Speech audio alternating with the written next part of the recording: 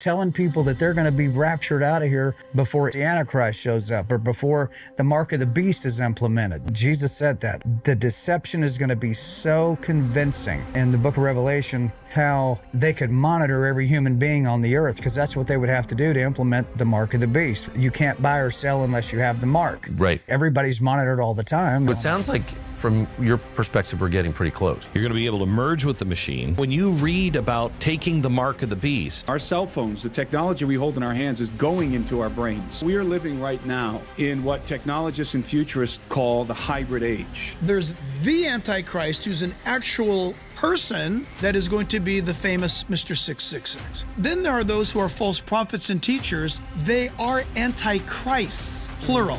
And his deadly wound was healed, and all the world marveled and followed the beast. This is wild. John Rich goes on the Tucker Carlson show and he starts explaining everything is in place for the Antichrist to come. Everything is in place for the rapture. Everything is in place for the end times.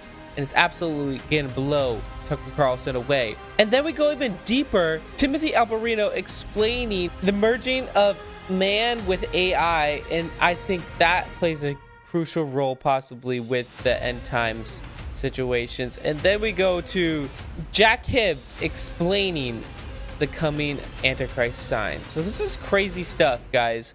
So buckle up. This one's fascinating. We're going to give some explanations here. The real problem is telling people that they're going to be raptured out of here before, for instance, the Antichrist shows up or before the mark of the beast is implemented. They think they'll be gone before those things happen.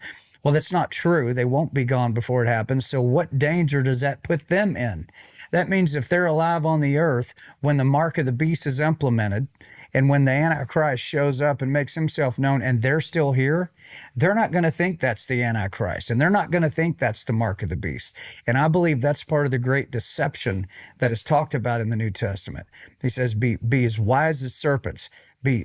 Jesus said that, like, the deception is going to be so convincing that even some of the elect, meaning the elite Christians, the ones that really know, even they, could be possible to even deceive them. Wow. That's how close the counterfeit move will be made.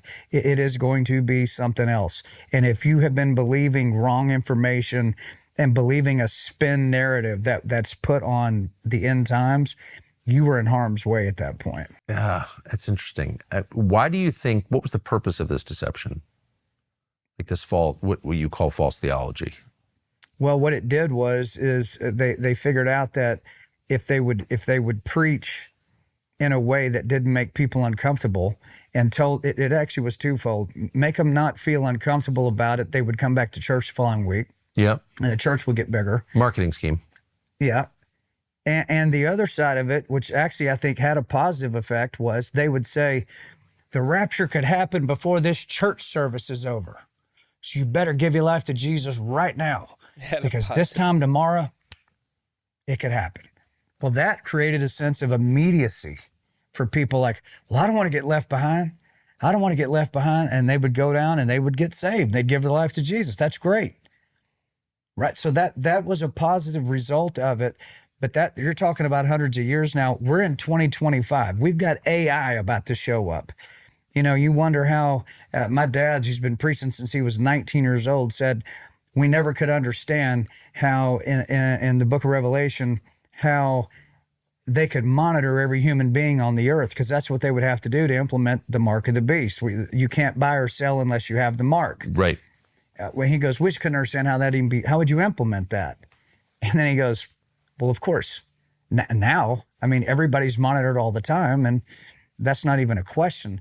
So all the technology. People are saying that AI is going to be a crucial role. Like, the whole idea of Peter Thiel is saying that the Antichrist is going to use the AI system. And then people are upset that he is seemingly creating the system for the Antichrist. And then Jack Hibbs does an amazing explaining this. There's the Antichrist spirits, and then there's the person, the Antichrist. But like, one of the biggest deceptions of all is Islam, guys. Those are deceptions. Like, 1 billion people are following a false prophet, Muhammad. That's something to think about. And then the technology that is yet to come and that yet to be deployed anyway, it's already here, but yet to be deployed. That's all going to be used in the tribulation. That will be used. So it on sounds like, from your perspective, we're getting pretty close. everything that needs to exist for it to happen exists now. But it's up to God. He could hold it off for 1,000 years, but it sure don't look like it. There are American Christians, including in Texas where you're from, working very hard, raising a lot of money to build a third temple in Jerusalem on the Temple Mount. What do you think of that? When it's very important in the Bible to go back and look up the original language of what was said, because it may say something a little different than what the English version of it says. I think that human beings that try to instigate on their own accord, instigate bringing on what Revelation talks about and what Daniel talked about, they go out purposefully to instigate it.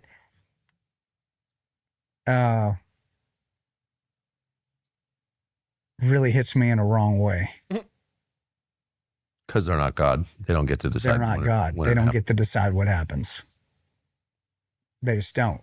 We don't. That's up to him, how he wants to see that roll. I think it's funny how he used like different words in English are different, but when people talk about the rapture, it could be seen as something else. I'm not saying that that rapture won't happen, but I do know that there's other interpretations. But 100% for this, should you be trying to play God?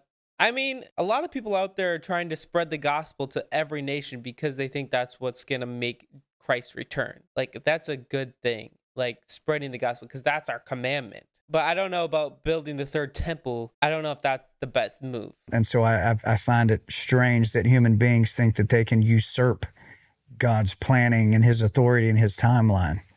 That's how it appears to me anyway.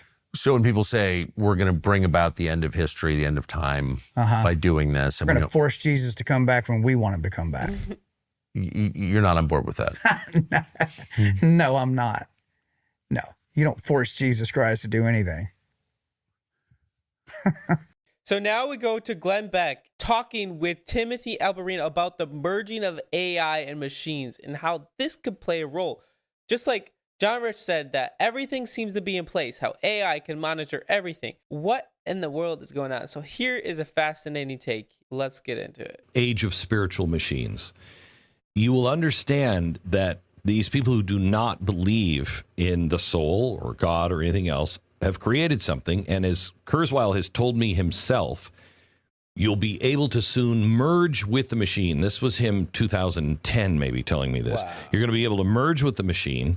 And he said, because it will be moving too fast, you will have infinite knowledge, all of this stuff, that if you don't understand the sacredness of the soul, it sounds like a golden age. You will be able to access everything.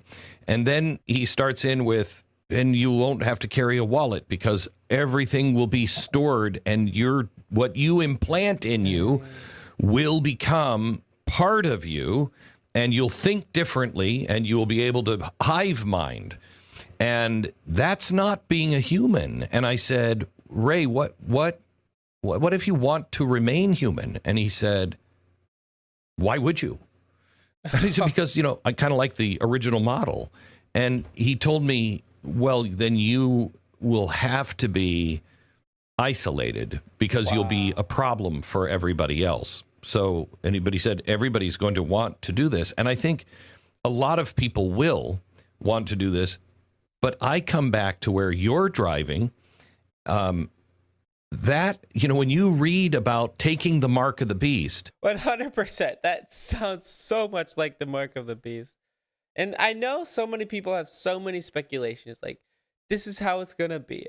This is the possibility. But when there's this merging, when God says it will be like the days of Noah, where these Nephilim creatures type hybrids, and these merging of certain things are happening, it causes you to think a lot.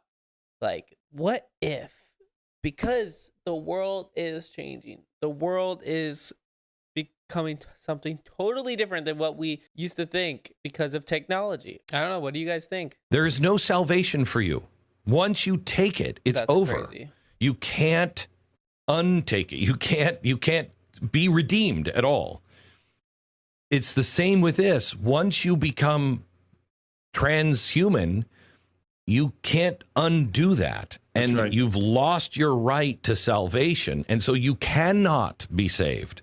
That starts to make that scripture in Revelation work. Precisely right. All of a sudden you're like, oh my gosh, yes, and many because you're more. not human. And many more. You can't buy and sell anymore. You could probably maybe run a business without a cell phone, without access to the internet, let's say, but it would be really, really hard, right?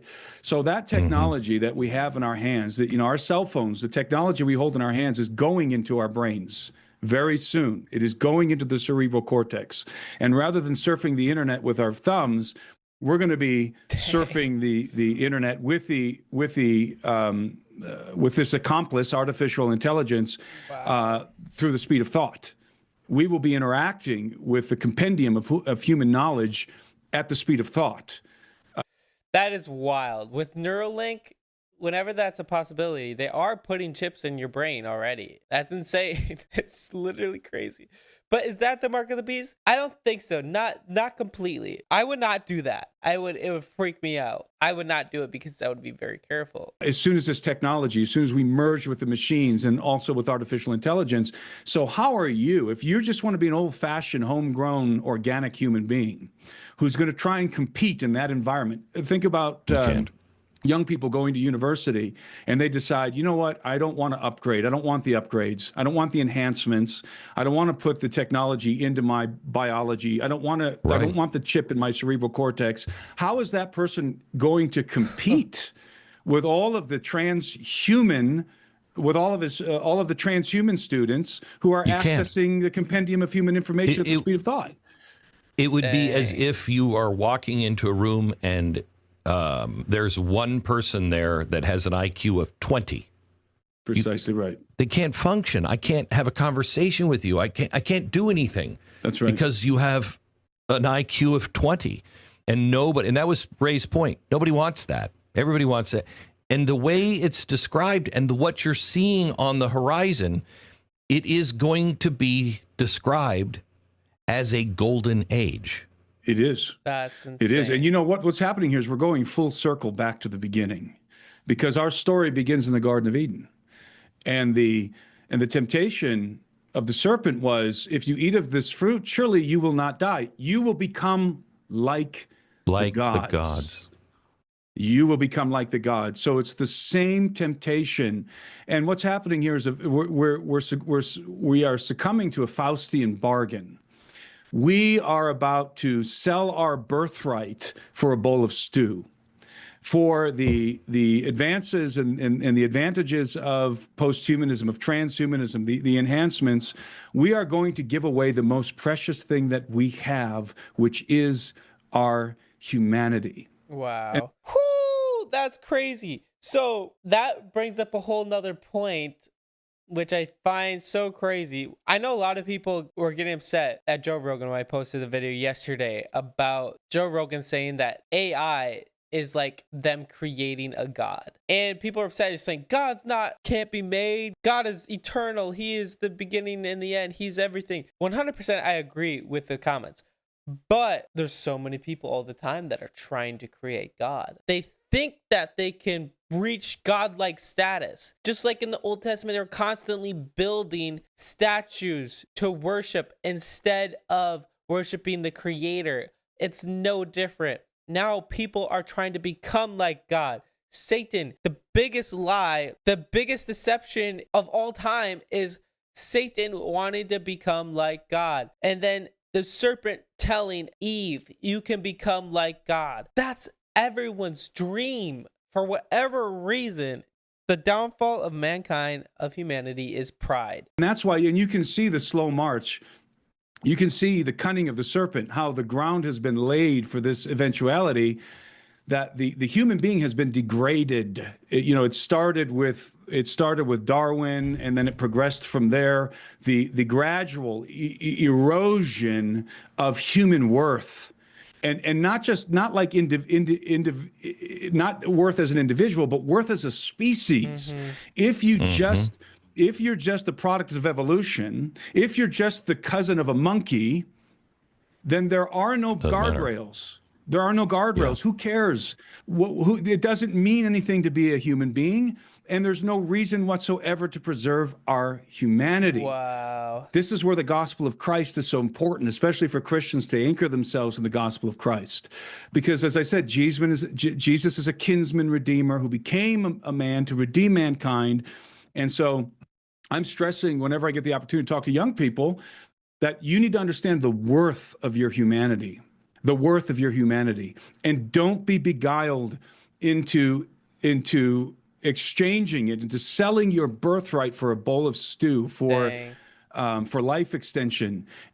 That is scary. Like, what if we have to face that situation? What if we have to make that decision whether or not to get it? I don't think I would, because of the ramifications. Oh man. But the technology is speeding up so fast. We might have to make that decision. We might have to decide whether or not we take the actual mark of the beast. And for all of the extraordinary capabilities that are going to become available, we are living right now in what technologists and futurists call the hybrid age. And the reason why they describe this as the hybrid age is because in the past, you have various streams of technology that were being independently developed. These are the famous GRIN technologies, for example. You had genetics, robotics, artificial intelligence, and nanotechnology. Those are the four big ones. And they're being developed, each one of them as a separate stream. But today, in our time, these streams are coalescing. They're coming together. And so you now have, for example, you can take artificial intelligence, you could take artificial intelligence and insert it into a Tesla robot. And now you have an autonomous robotic being, which in the future is going to be, by the way, policing our streets, fighting our wars. And this goes for genetics, for nanotechnology. We haven't even yet entered into the genetic revolution. That's coming. By the way, there's a book. I don't know if you've read the book. Trying to remember the name of the woman who wrote the book. It's called Countdown, and she predicts in the book that the sperm count of males in the West is going to 0 by 2045. In other words, we're reaching the end of our genetic rope, and lo and behold, what are we developing right now? Artificial wombs. And we are perfecting in vitro fertilization. We're reaching the end of our genetic rope, and the only way that the human species is going to be able to continue to breed, to populate, is through artificial wombs in the future. That's wild, because I literally just started talking about I just brought up artificial wombs. People got upset at that, saying it's fake. Maybe that video was fake, but like now it's possible. They're doing that in China. That's what they're going for. It could be a lot more far off, but man, it's wild. We're already, the constructs, the framework of this post-human, again, apocalypse, not utopia, apocalypse, is being constructed right in front of our eyes. Jeez. Is there a line that you have in your mind? Is there I'll do this, but I won't do that. I mean, that's a very good question. That's the scary part of this. Is it's such a slippery slope. It's such a blurry line at the beginning that you don't exactly know. It'll be easier to spot in 10 years, 15 years. Right now, today, in the next 5 years, it's going to be really slippery and hard. Yes, it will, especially for our kids and our grandkids. Right. So, yeah, I have some guardrails. So, you have to talk about each one of these technologies separately, which we don't have time for. But let's talk about genetic technology. So right now, we have very effective genetic technologies that we're developing and improving. For example, we have gene therapy. Gene therapy is if I have a gene that's mutated and it's causing cancer, it's causing some other genetic disorder,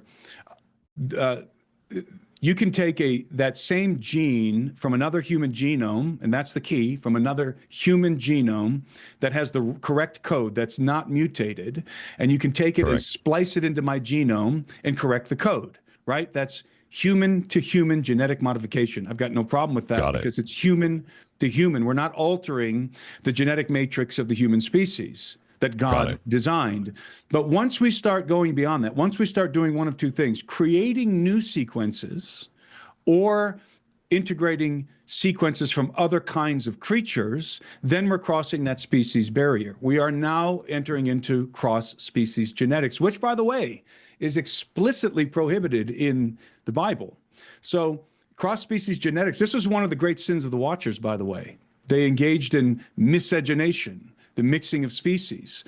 And so that's a clear guardrail to me. Human to human gene therapy, gene modification. Yeah, but they're using technology all the time right now in hospitals. Like they put metal within your arm if you need something to be fixed, if you broke an arm or something like that. Like if you are missing a leg, I don't think it's bad if you have an artificial metal leg, you know? Like, where is the line? I find that interesting. I don't think it's even possible because no one understands how to use like other DNA besides human genetics because they're so different. Like you can't use any other type of species genetics. Maybe eventually they could figure it out, but I don't think it's that simple. I'm fine with. But as soon as you cross the species barrier or you start creating new information to insert into the human genome, you have transgressed the order of creation. So now I want to go to Jack Hibbs real quick. He's going to be talking about the different types of the Antichrist here. One of them is very interesting because this man, the Antichrist, you want to make sure that you're not tricked or in any way sloppy about reading 1 John, not John chapter 1. I'm talking about in the Bible, right near the book of Revelation is 1st, 2nd, and 3rd John. And 1 John talks about the Antichrist is coming, that there's a spirit of Antichrist, and that there are those who preach false doctrines and do false miracles, and they're antichrists, plural. So think about that for a moment. There's the Antichrist, who's an actual person that is going to be the famous Mr. 666. Then there are those who are false prophets and teachers. They are antichrists, plural.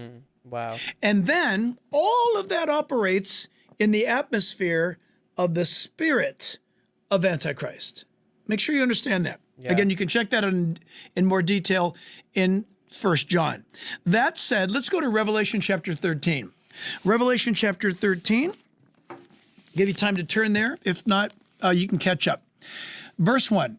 Then I stood on the sand of the sea, and I saw a beast rising up out of the sea. Number one, you're going to want to read the book of Daniel. It's not long, but immediately Revelation chapter 13, verse 1 tells me, I better go back and look at the book of Daniel. Yeah. And why? Daniel chapter 2, Daniel chapter 7, Daniel chapter 11. You're going to want to read just the book of Daniel because you're going to be seeing how God sees the kingdoms of this world as brute beasts. And man sees the kingdoms of this world in images of gold and silver and bronze. Man sees himself in power as glorious. Wow. God sees man in power as raw, brutal, destructive beasts. So John says, and he's seeing this vision, Revelation 13, that I stood on the sands of the sea, and I saw a beast rising up out of the sea, having 7 heads and 10 horns, and on his horns 10 crowns, and on his heads blasphemous, a blasphemous name. Again, go to the book of Daniel. You're going to find out that everything is answered. The book of Daniel answers the book of Revelation. The heads, the horns, the crowns are all, because of time, I'm going to put it this way. They all deal with political rulers and kingdoms and powers that are to come in the last days. For example, the word horn or horns from Old Testament into the book of Revelation as well speaks of a king or monarch or someone of great authority. Okay?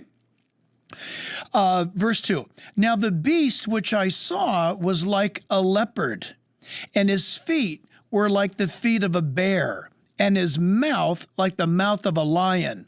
The dragon, who do you think the dragon is? What do we know from the Bible about who the dragon is? Book of Revelation tells us that the dragon Is the devil? is none other than Satan himself. Yep. And so the dragon gave him, this beast person, his power, his throne, and great authority. So we're talking about Satan the dragon giving power and authority and a throne to this one that we're going to find out will be the Antichrist. And I saw one of his heads as if it had been mortally wounded. This is so critical. Listen to this, everybody. John said, I saw one of his heads. So the empire of the Antichrist begins to arise.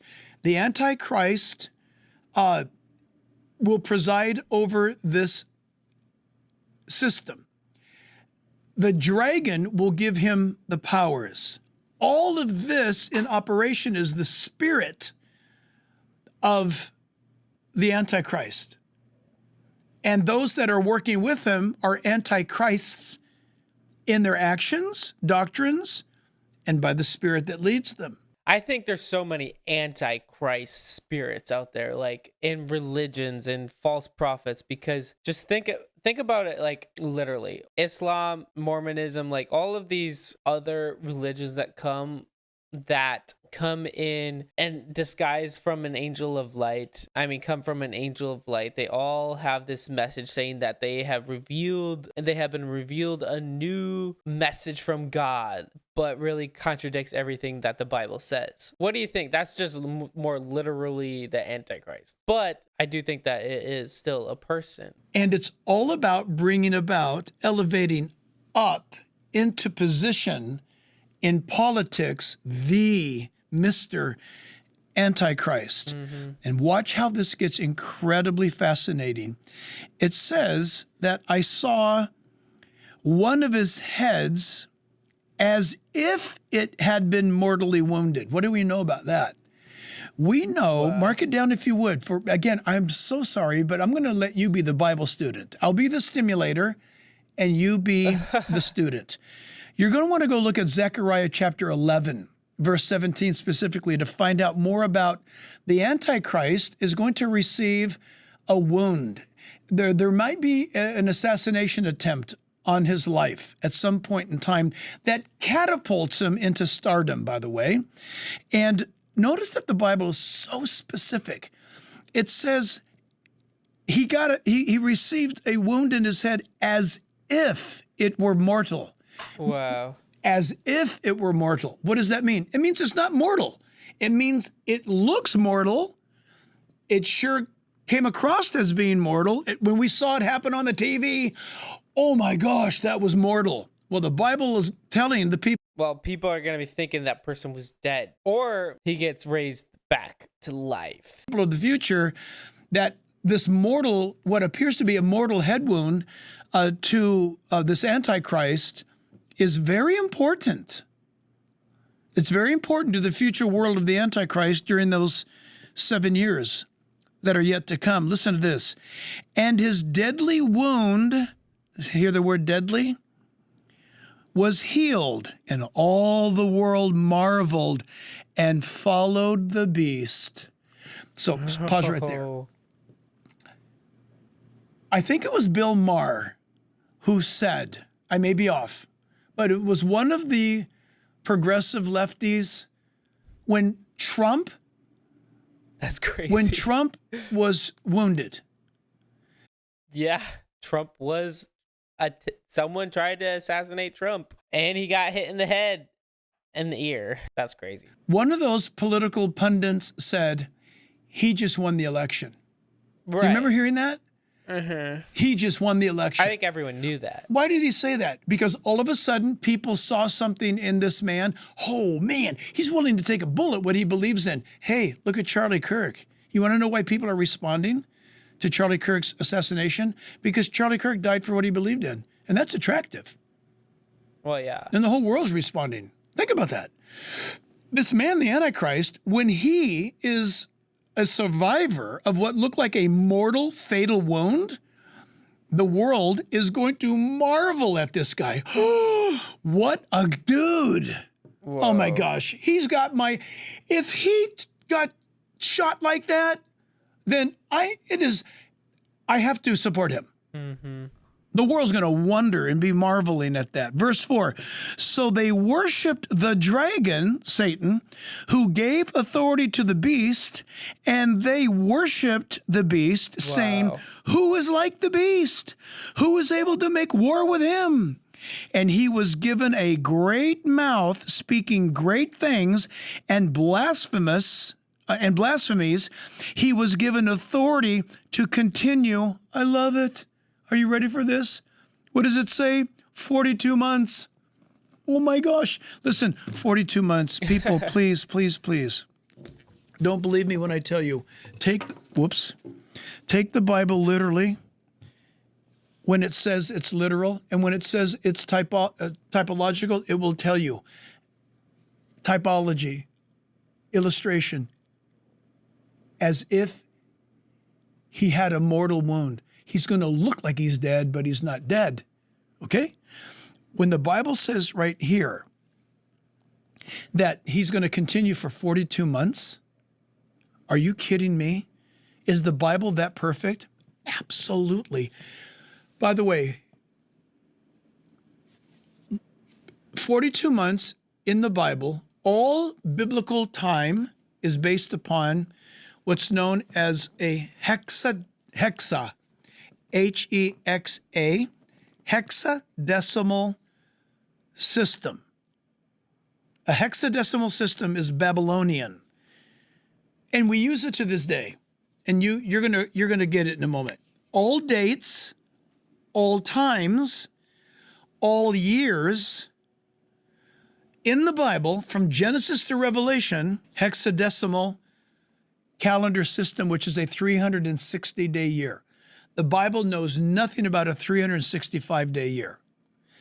All years in the Bible are 360 days. And it's the most accurate.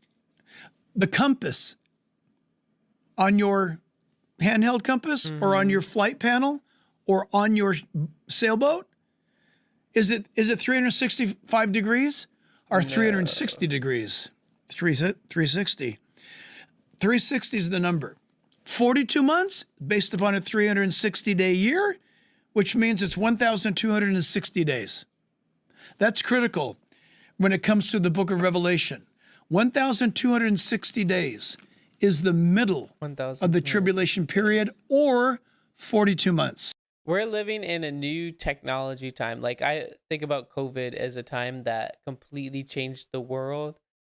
AI's completely changing the world as we know it, even from like a social economic sense, like how social media has completely changed people's minds and completely changed how people interact with people. AI is going to be a complete different aspect, which we have no idea what the outcome's going to look like. And then when you start to see all the things that possibly could go down with all the technology and the merging of hybrids, the merging of technology and people, what will that look like? Where do you draw the line? I would love to know what you guys think for sure. But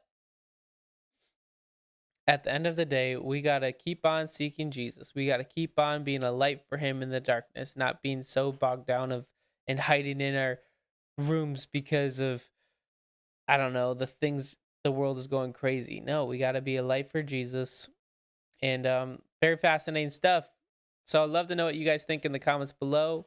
Don't forget to hit the like button and subscribe. I'm trying to hit 100,000 subscribers by the end of the year, and I know we can do it with your help. So thank you so much for all the love and support. Have an amazing day, and God bless.